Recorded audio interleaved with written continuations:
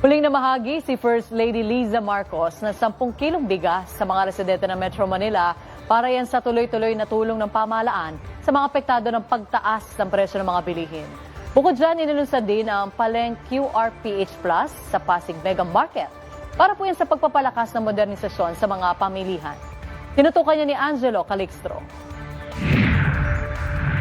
Mas pinapalawak pa ng mga pamahalaan ang mga programang nakatuon sa pagpapagaan ng mga pamumuhay ng mga Pilipino sa pamamagitan ng direktang tulong sa mga pamilya at pagpalakas ng digital innovation. Malaking ginhawa ang hatid nito sa mga komunidad. Patuloy pa rin ang mga tulong sa mga pamilyang apektado sa pagtaas ng presyo ng mga pangunahing bilihin. Sa ilalim ng programang Mula sa Puso para sa Pamilya, muling namahagi si First Lady Liza Araneta Marcos ng 10 kilong bigas sa mga residente ng Metro Manila sa pagkipagtulungan ng mga lokal na pamahalaan.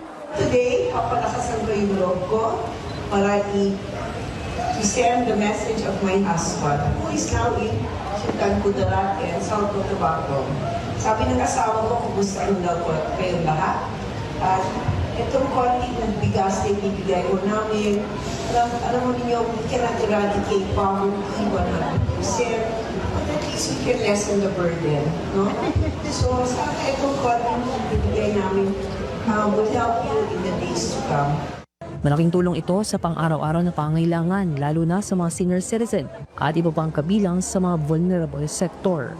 Siyempre, malaking tulong yun. Malaking tulong na yun, 10 kilo rin yun eh. Linggo-linggo mag-iisip ka na, pag naubos na yung 5 kilo, mag-iisip ka na naman kung saan ka mo kukuha ng pambili. O di, eto, makakadalawang linggo rin yan. Nagpasalamat din si Manila Mayor Francisco Isko Moreno Domagoso sa patuloy na programang nakakatulong sa mga Pilipino sa panahon ng pagtaas ng mga gastusin. Masaya ako, nanay ko, mga tatay ko, bagamat tayo bilang syudad ay gipit na gipit, siya namang bagay na tayo nililingon ng national government. Masaya ikabubuti ninyo, masaya ko lagi. Ikaluluwag ninyo, masaya ko lagi. Anything na makababawas sa gastusin natin araw-araw, napakalaking bagay para sa mga bawat pamilya na nilay. O ngayon, may gastin pa tayo.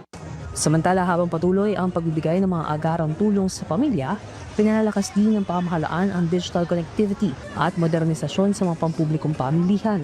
Sa mutya ng Pasig Mega Market, mas pinadali na ang pamimili at pagnenegosyo. Matapos ilunsad ang Palengke QRPH Plus kasabay ng pagkakaroon ng DICT Free Wi-Fi for All. Noon, umaasa lamang ang mga vendor at mamimili sa cash transactions na madalas nagdudulot ng mas mahabang pila at abala sa mga transaksyon.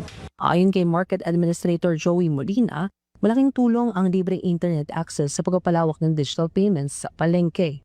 Usually, ang traditional way of buying dito sa ating munting palengke, Motiana Pasig Mega Market, talagang cash basis. Until yung time na dumating yung Paleng QR code, napakalaking tulong po siya. Bakit po? Kasi using the QR code through GCash, whatever, Maya, whatever yung gagamitin mo na paraan para makapagbayad ka. So, very convenient, tapos ang dali ng bumili.